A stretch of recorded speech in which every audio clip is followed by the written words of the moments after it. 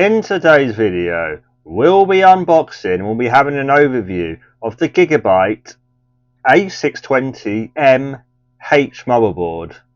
So yes guys, you did hear that right. A620, you know what that means? AM5. Here it is, boys. Here it is, boys. AM5 on my channel. Who'd have thought? I wouldn't afford it, but we're here, guys. We're only 3 years late. We're 3 years late. It came out in 2022, but let's gloss over that because it was far too expensive back then, AM5. But now AM5 is a platform which is actually affordable to the masses. So I think this is sort of time that we get this on the channel. Don't you guys think? So yeah, apologies first of all that the postman obviously, well, it was Amazon actually who stuck all this bloody stuff on with the deliver label and what have you, and didn't put it in a separate box. But anyway, that it is what it is. Let's just talk about the motherboard. So we have a M80X motherboard first of all, and this is by Gigabyte. It actually came in at £75 on Amazon.co.uk, so pretty good price actually. I thought there. It is only A620, like I say. The A620 chipset is quite sort of limited, although you do get most of the features that B650 actually do give you, but you just don't get the niceties like extra M.2 slots and support. No, what's the other thing? Oh yeah, potentially the PCI Express Gen 5. You won't get that because you potentially could get that with the B650 with certain boards, but it is only PCI Express Gen 4, obviously, with the A620 chipsets. But yeah, overall, I think let's just unbox really. So this is actually, for some reason, although I have actually brought this new, there's no seal, so a little bit odd. But anyway, let's open and see what we've got. So customary 2 SATA cables, which is quite nice. One's actually a right angle cable as well, so pretty decent. Literally nothing in the box. We do get a oh yes, we do get a IO shield, thankfully. I was wondering where that was, and obviously some kind of Gigabyte like little bit of a manual and what have you. But yeah, literally there's nothing in the box, but again, it's a budget motherboard, so we kind of expected that. So here's the board, and what do you think? First impressions? A little bit sort of grey black sort of look. Personally, I think it's actually quite alright, and it will fit in a case quite well. It is very, very small. It is micro ATX, but it is quite a small micro ATX. Although you do get one other punch out hole here, but it's only 7 standoffs that you actually be able to install on this motherboard, which is a little bit odd setup, but it is what it is. That's not too bad. So yeah, like I said, AM5 support here. So you've got Ryzen 7000 series, 8000 series, and even the 9000 series as well. So you know, I know it's only A620 and it is the absolute sort of budget, entry level chipset, but it does support all the CPUs for AM5, so that is pretty good. So if you haven't seen one of our unboxing videos and overview videos on a motherboard, we basically go around the whole motherboard and just sort of talk over the sort of features of what we have, and just sort of talk about it really, and basically just give you an overview of the board. So that's pretty much it. So yeah, hopefully you enjoy this, guys. So yeah, first of all, we have our 8-pin CPU EPS power connector in the top left-hand corner there. The power delivery actually looks okay, but obviously there is no VRM heatsink, so please be aware of that. So yeah, if you are going to run those very, very beefy CPUs, then I would look elsewhere, and I certainly would go B650, but the budget CPUs, anything up to about, I'd say, the Ryzen 7 9700X, that's probably okay.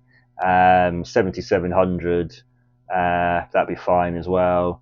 Obviously, like your 7600s, or what I've actually brought, which is a bit of a sneak preview for you guys, which is the Ryzen 5 7600X. So actually, we'll be having a build later on of this. I don't know exactly when I'll be able to get that out. Probably will be a few weeks time, but I'll try and get that build out for you guys. Also waiting on a case and what have you as well. So it just depends how things come down and how organised I can get myself and what have you. But yeah, looks to be a decent power delivery. To be fair, I mean, I think it's like I think they actually do like a 4x3x2 power delivery or something, or I don't exactly know what it was written down, but I'll put it down below if I can find the information for you. But yeah, pretty standard for a A620 chipset, nothing special, but it's going to get the job done for most budget CPUs. That's all you care about. And obviously, there's our AM5 socket there. I don't want to open it because this is actually the one. This is the socket with pins, so obviously going to be very delicate around the pins area, obviously, don't we? So I won't open it until we actually do install our CPU. So, but it is there, and obviously one of the good things with AM5, which I did think was actually really good. Basically, this mounting bracket on the back, which you can see here, that actually stays on even when you take out these two sort of clip things, or like it's like plate holder things or whatever you call them. But yeah, on the AM4 socket, the back plate would actually just literally fall out, which was really annoying when you're trying to install like CPU coolers and stuff. So I don't know why that happened, but now they've actually screwed it into the back, and it's always going to be on the back, so you don't have to worry about that annoying back plate falling out. So that's a really good thing, I think, with the AM5 socket that they've done. So props there to AMD for, you know, learning and sort of taking on sort of our feedback, and then obviously implementing a better solution. So of course it is only A620, so these boards are very cheap. Like I said, it's only £75. So we have actually only got 2 RAM slots. So yeah, that is limiting, isn't it, guys? But again, I think most people are going to only actually run 2 RAM sticks anyway. I mean, the typical configuration nowadays, especially with DDR5, is a 32 gigabyte kit with 16 gigabyte by 2 modules. So yeah, most people probably ain't going to need 2 modules anyway. So I mean, really, 32 gigabytes, are you really going to need any more than that? Let's be fair, I don't think so. I think it can support up to 64 gigabytes, but again, I'll put it below if it doesn't. And I think the speeds, really, you can go right up to probably even 7,000. I think it is 7,000 mega transfers, because we can't call it megahertz now for some reason. It's mega transfers to be correct. Otherwise, the internet kind of has a go at you. So yeah, that is what it is. Again, with it being A620 chipset, we are going to get some features which you don't get with the with those more sort of B650 sort of slightly more premium boards. Things like the USB-C connector for connecting a front panel USB-C, that's actually missing here, so that's really, again, a little bit poor. But again, if you're running a more budget setup, you probably are going to have a case with only USB-free ports at the front of your case. So yeah, you probably actually are not even going to have a USB-C compatible case for your front panel, for the USB-C front panel, so that's fine. We do have our ATX main power connector, our 24 pin there. We do get a system fan there. We do actually have 2 system fans, 2 system fan connectors. They're both PWM connectors as well for PWM fans, so not bad actually. I mean, I have seen in the past, especially with AM4, it was pretty bad for like the A320 chipsets. They'd only give you like 1 system fan, so it was a bit limited in that sense. But to get 2, it's fine, and that's more than enough for most people. Remember, per fan header, you could probably get about 4 to even potentially 5 fans on. It just depends what the rating of the fans are. But yeah, so that's not going to be a problem with 2 fan headers, so that's fine. Then we do get 4 SATA ports, which are SATA free, so going to be really fast as well. Well, as fast as SATA can be anyway. But yeah, so plenty of expandability there as well with four 4 sockets, so that's not bad. Then we do have a sideways, which is actually a really nice thing I like to see, a USB 3 front panel connector. So that's actually really nice because it will slot in. Say your motherboard's like that, it's just going to slot into the side. So you just have that big fat connector just slot into the side there. So you don't have to kind of put it there and then you get the cable coming out like this and it all looks horrible. Fit it in at the side, tuck your wire away, nice and tidy, all good there. So I'm really pleased about what they've done there with Gigabyte. That's a nice feature. And then we just have our standard front panel at the bottom there, so all your power connector and power button and reset button and all that jazz. And then we have 2 USB 2 connectors, so if you are running a bit more of a budget case, this kind of caters for it, because you might have a USB 2 connector on there, so you've got 2 of them there, which is nice. Then we have some other things like TPN connectors and what have you, which no one's going to use, so we'll just kind of skip that because we don't really care. Then we have the standard sort of older RGB connector, which is like your 12-volt one, which is your 4-pin 12-volt connector. So not really many cases use that anymore, and it's very, very unusual to see that now. So, but obviously what we do have instead is a 5-volt 3-pin addressable ARGB header, which again on a chipset, an A series chipset, that's actually a really nice thing to see, because this is something which is actually missed out a lot. So that's really good to see, because if you do have ARGB fans and you've got that one little connector that you just need to connect up to your motherboard, you can just connect that up to your motherboard here, and then you get to control through the motherboard software your ARGB lighting. So again, just really nice that Gigabyte have included that. So again, props up to them. And then we just have our standard front panel audio. So again, very standard, not many features with this motherboard, but everything. I think the key thing with this motherboard is everything that you need is there. You're just not getting the niceties. Just be aware of that. Now, I admit the M.2 setup and what have you is a little bit funny.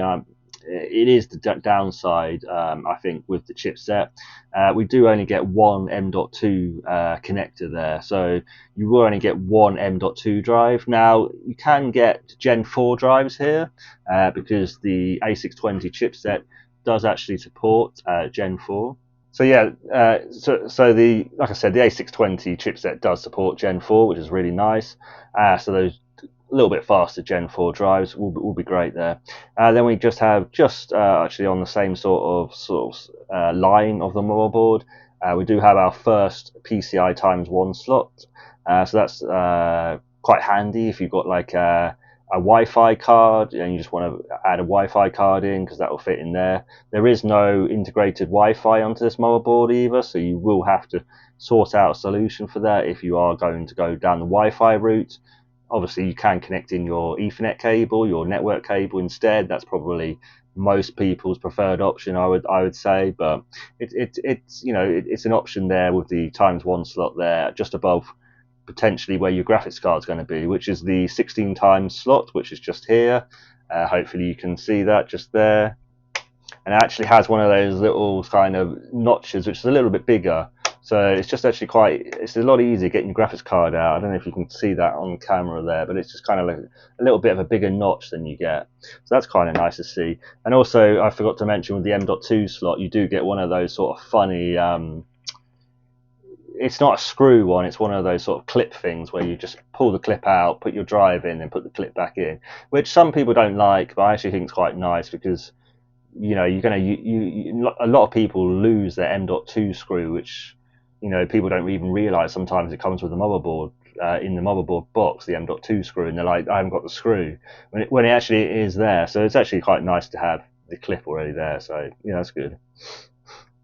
Now, the only thing I don't like actually is the graphics card slot will be in slot 2 and 3 if you're using a 2-slot card, a two slot graphics card. So you won't have them in 1 and 2, which is a little bit annoying, because obviously the further you get down with an M80X board, the more you're going to get right into where your power supply is, and then obviously your graphics card could potentially get quite choked there. But I do think that's a bit of a downside with this motherboard, and that was the one thing that was putting me off a little bit with this motherboard. But I thought there was enough good features, and the price was very good that I'd go with this one. There was an MSI one I was looking at, but it just didn't have the ARGB connector and what have you. It didn't have a few other things that this board has either. So yeah, I think it didn't have the BIOS flashback either. So that's another thing. So yeah, as I just mentioned there, as we go on to the rear I/O, the big positive here for me, and was a sort of a reason why I did want to get this board over other boards, is that you do actually get that BIOS flashback button. So if I don't actually know what USB it is that you put into it, I'm assuming it's probably the one nearest the button that you put the USB in. But again, if I can find that information, I'll put it below, or if anyone knows, obviously just put it in the comments and what have you. But basically, you put a USB in, which has the BIOS file in, which you want to flash. You do have to make one or two changes, like renaming the file or what have you. But then you just put that USB in. You connect the motherboard without any processor or RAM, and then you just press that BIOS flashback button in for about 5 seconds or so, and then in theory it should actually flash your board for you, so you could actually get the latest BIOS on there. Now I am only going to use a Ryzen 7000 CPU, so that should be out of the box support, but yeah, I don't actually know exactly what BIOS this will be, but it could be fairly new, because I think this is a fairly updated motherboard. So I'm guessing there is support for Ryzen 9000 series CPUs out of the box, but again, just be aware that you might have to do a BIOS flashback. So again, talking about the rear I/O here, we do have a very legacy PS2 port, but that might be handy for some people. And then we just have the standard USB 2 ports there, just two of them. BIOS flashback button, as I said. USB 3 ports, I think they're 3.2 or 3.1 Gen 2 or something, I don't know. I'll put it below all the specs anyway.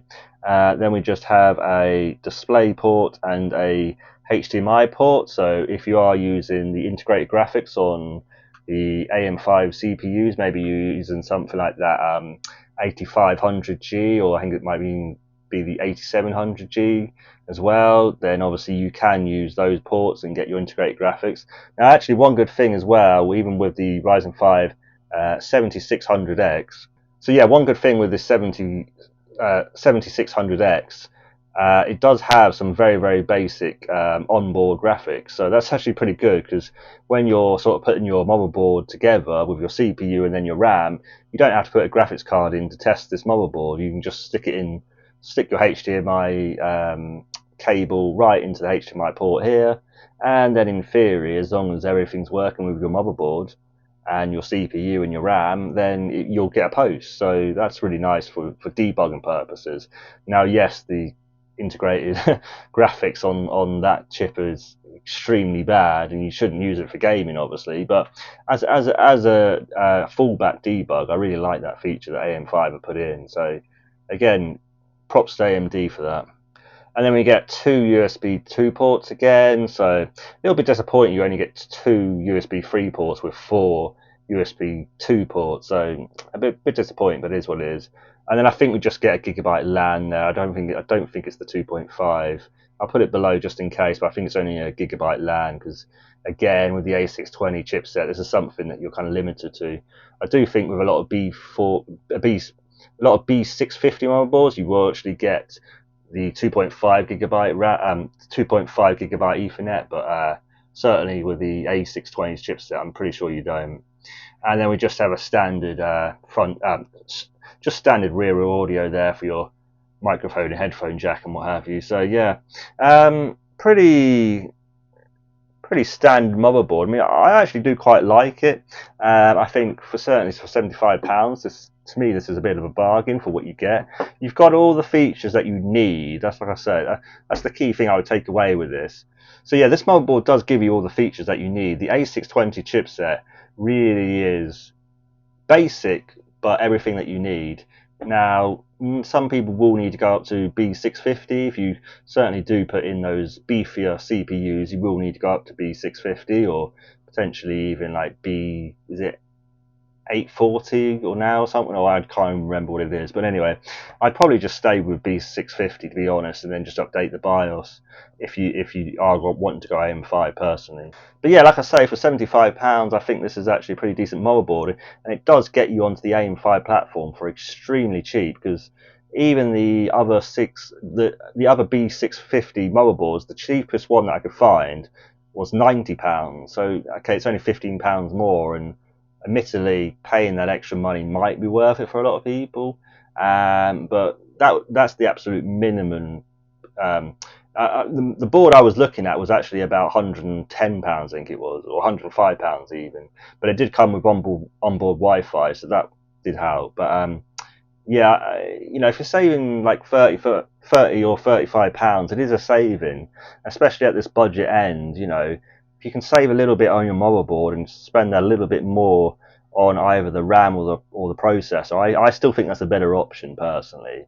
I know some people disagree, but I am a little bit of a support, especially nowadays, of actually cheaping out on your motherboard a little bit, because motherboards nowadays are actually so well manufactured that they can actually run so many CPUs, even the slightly more faster CPUs, more powerful CPUs even. So you can actually just get away with even a A620 motherboard. But again, if it's your own rig and you want that long-term stability, maybe going up to B650 might be better. But I certainly think if you're in a budget build, you're really cutting corners, A620 is still viable in my opinion. But again, let me know what you think. Would you just totally outrule A620 and just go straight up to B650? Do you have a B650 motherboard yourself? Have you already gone up to AM5, or are you considering AM5? And has this video potentially been helpful for you to decide whether you might want to go up to AM5? Because, like I say, AM5 now is at that point where a regular consumer like you and me, which I think I kind of am a regular consumer in terms of certainly the budget end anyway.